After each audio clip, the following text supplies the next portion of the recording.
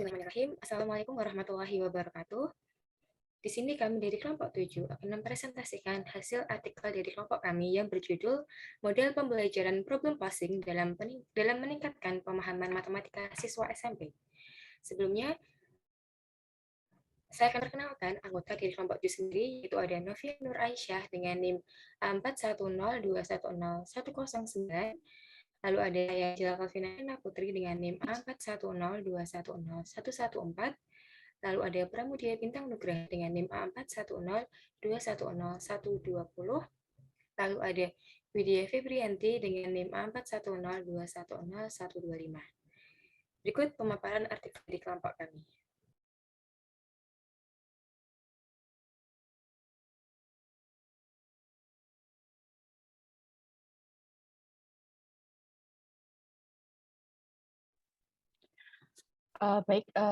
Artikel bagian pendahuluan. Berkembangnya perkembangan ilmu pengetahuan dan teknologi telah mengubah hampir semua aspek kehidupan manusia, terutama di dalam dunia pendidikan. Oleh karena itu, diperlukan sumber daya manusia yang berkualitas untuk menghadapi tantangan dan memasukkan ilmu pengetahuan serta teknologi. Matematika mempunyai dampak yang besar terhadap aspek kehidupan manusia, begitu juga terhadap ilmu pengetahuan dan teknologi. Hal tersebut dikarenakan matematika mempunyai manfaat yang di dalamnya tidak hanya sebagai bahasa dan alat pengembangan intelek, akan tetapi juga sebagai alat berpikir logis, inovatif, dan sistematis sehingga matematika memberikan landasan yang kuat bagi perkembangan teknologi.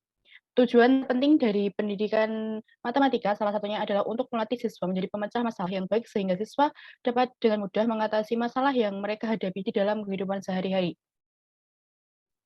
Pemecahan masalah atau problem solving dan pengajuan masalah atau problem passing merupakan komponen esensial yang dapat diterima dari pendidikan matematika di seluruh dunia. Apabila problem posing telah mendapat perhatian besar sebagai aktivitas kognitif yang berguna bersamaan dengan pemecahan suatu masalah. Hal tersebut dipercayai bahwa seseorang yang dapat menyelesaikan masalah matematika secara efektif, maka dapat dengan mudah memecahkan permasalahan. Dewan Nasional Guru Matematika menekankan bahwa siswa harus memecahkan masalah matematika dengan cara yang berbeda dan menimbulkan masalah mereka sendiri dalam situasi tertentu. Kenyataannya, pembelajaran matematika di sekolah selama ini kurang memberikan kesempatan kepada siswa untuk mengembangkan kemampuannya dalam memecahkan masalah. Guru tidak membiasakan siswa untuk melakukan pemecahan masalah ketika pembelajaran sehingga rata-rata presentase kemampuan pemecahan masalah termasuk ke dalam kategori yang rendah. Dampak dari proses pembelajaran seperti ini adalah siswa cenderung menyelesaikan suatu masalah dengan meniru penyelesaian masalah yang diperagakan oleh guru ketika membahas soal-soal. Selain itu, siswa nantinya akan kesulitan dalam menerapkan konsep-konsep untuk menyelesaikan permasalahan yang tidak rutin maupun permasalahan nyata yang berkaitan dengan konsep yang sudah dipelajari tersebut. Hal inilah yang menyebabkan rendahnya kemampuan siswa dalam masalah. Untuk itu diperlukan banyak usaha yang dapat meningkatkan kemampuan pemecahan masalah matematika karena keadaan di lapangan menunjukkan bahwa masih banyak siswa yang sejauh ini kurang menguasai aspek pemecahan masalah. Problem posing merupakan the heart of doing mathematics, inti dari matematika. Oleh karena itu, NCTM merekomendasikan agar para siswa diberi kesempatan sebesar-besarnya untuk mengalami membuat soal sendiri atau problem posing. Dengan pengajaran problem posing ini diharapkan dapat memberi rangsangan belajar yang lebih terarah bagi siswa dalam meningkatkan hasil-hasil belajar untuk mengetahui secara empiris apakah pengajaran dengan menggunakan metode problem posing dapat efektif untuk meningkatkan hasil belajar matematika siswa. Untuk itu kiranya diadakan suatu penelitian mengenai penggunaan metode problem posing dalam pembelajaran matematika. Dengan demikian, yang dimaksud dari pendekatan problem posing dalam artikel ini adalah pendekatan yang menekankan pada perumusan atau pengajuan masalah oleh siswa dari keadaan atau tugas yang tersedia. Sedangkan pengertian masalah dalam artikel ini adalah soal atau pertanyaan. Dengan mengkonstruksi soal yang dapat diselesaikan, siswa senantiasa mengkonstruksi pemahaman baru berdasarkan informasi yang tersedia. Pertanyaan-pertanyaan yang bermunculan seringkali menjadi pemantik terbentuknya pemahaman yang lebih baik pada diri siswa. Melalui pendekatan problem posing, maka siswa dapat mengembangkan pola pikir matematika seperti berpikir logis dan kritis. Lebih banyak lagi pengembangan problem posing dalam matematika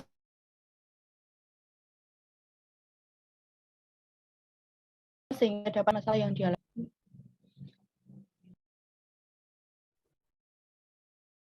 Metode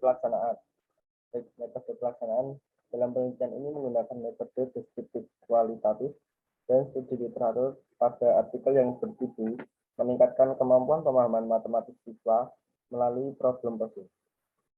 Dan peneliti juga menggunakan data hasil penelitian dalam artikel tersebut. Dalam artikel ini, peneliti mendeskripsikan fenomena objek penelitian, mengumpulkan dan menceritakan informasi tentang fenomena objek penelitian tersebut, dan melaporkannya secara naratif tentang informasi-informasi yang telah ditemukan serta memberikan analisis keterkaitan antara judul yang diambil peneliti dengan artikel yang dijadikan sebagai sumber literatur utama. Dengan demikian, peneliti mendeskripsikan hubungan pemilihan model pembelajaran problem posing sebagai akibat dari peningkatan hasil belajar peserta didik, mendeskripsikan bagaimana proses pelaksanaan strategi pembelajaran problem posing mata pelajaran matematika di SMPN 3 Sumberjaya Kabupaten Majalengka. Menurut Sugiono, metode penelitian kualitatif adalah metode penelitian yang berdasarkan pada filsafat positivisme, digunakan untuk meneliti pada kondisi objek yang alamiah, di mana peneliti adalah sebagai instrumen kunci. Pengambilan sampel sumber data dilakukan secara purposif dan snowball. Teknik pengumpulan dengan gabungan, analisis data bersifat kualitatif atau induktif, dan hasil penelitian kualitatif lebih menekankan makna daripada generalisasi.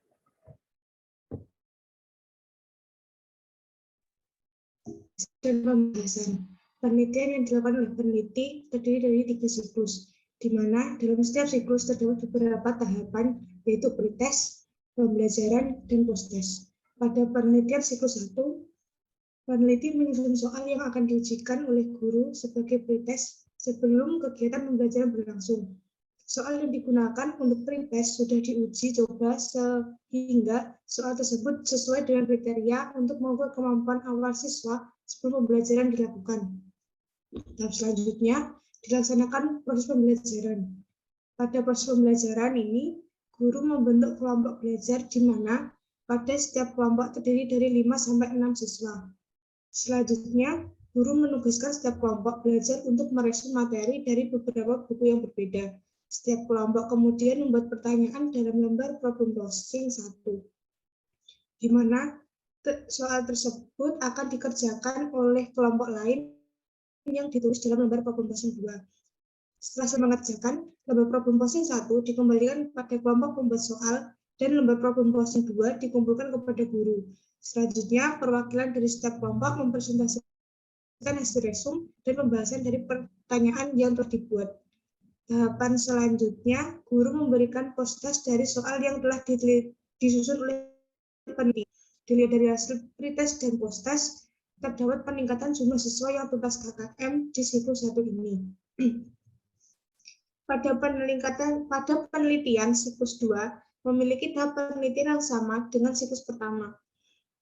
Pada siklus 2 ini hasil pretest siswa yang di bawah KKM lebih sedikit daripada siklus 1.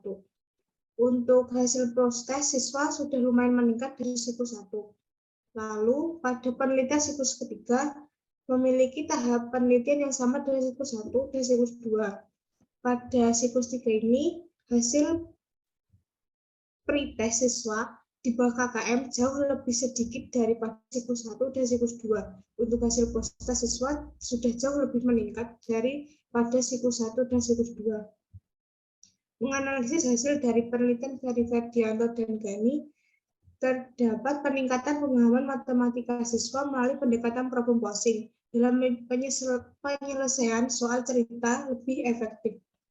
Terdapat peningkatan hasil pretest dan posttest jika dibandingkan antara sebelum dan sesudah pembelajaran dengan metode problem posing. Setelah pembelajaran menggunakan model problem posing, tingkat penguasaan siswa terhadap matematika meningkat. Dilihat dari banyak siswa yang tuntas di atas KKM bertambah. Hal ini menunjukkan bahwa pendekatan dengan problem posing yang diterapkan dalam pembelajaran matematika di kelas dapat membantu siswa memahami persoalan yang ada.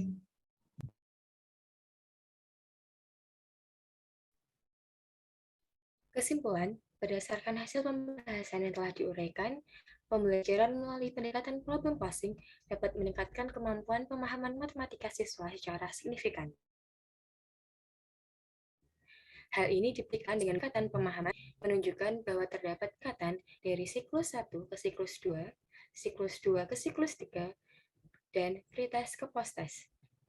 Pada penelitian ini didapatkan hasil observasi aktivitas guru dan siswa, serta hasil kemampuan bertanya siswa.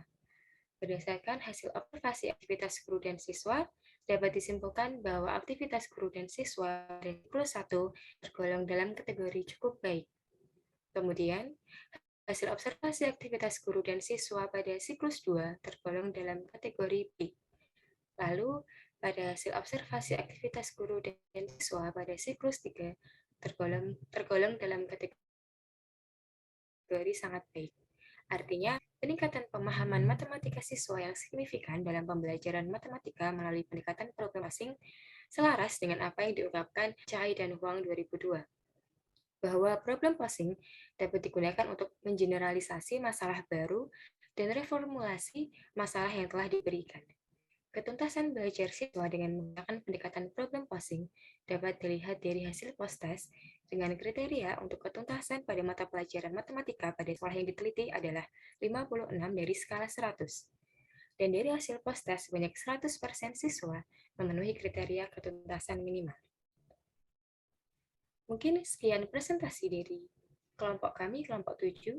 Apabila selama presentasi terdapat kekurangan kata atau kesalahan kata, kami mohon maaf. Sekian dari kami. Wassalamualaikum warahmatullahi wabarakatuh.